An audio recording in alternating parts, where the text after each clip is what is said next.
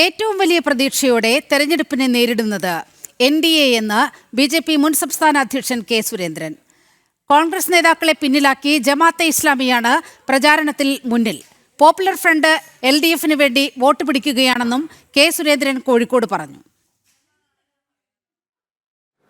തദ്ദേശ തെരഞ്ഞെടുപ്പിന്റെ രണ്ടാം ഘട്ടത്തിന്റെ പരസ്യപ്രചാരണം ഇന്ന് അവസാനിക്കുമ്പോൾ ഏറ്റവും വലിയ പ്രതീക്ഷയോടെ ഈ തെരഞ്ഞെടുപ്പിനെ നേരിടുന്നത് ദേശീയ ജനാധിപത്യ സഖ്യമാണ്, BJP ആണ്.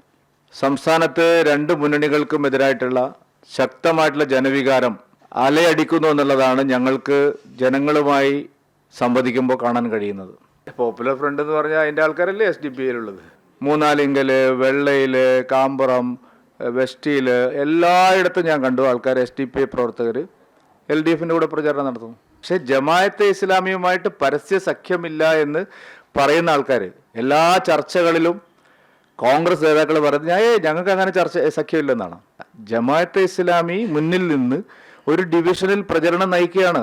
ചെറുവണ്ണൂർ വെസ്റ്റിൽ പ്രചാരണം നയിക്കുന്നത് ജമാഅത്തെ ഇസ്ലാമിയുടെ ഉന്നതനായിട്ടുള്ള നേതാവാണ്. അത് സമ്മതിക്കണമെന്നേ ഞാൻ പറഞ്ഞുള്ളൂ.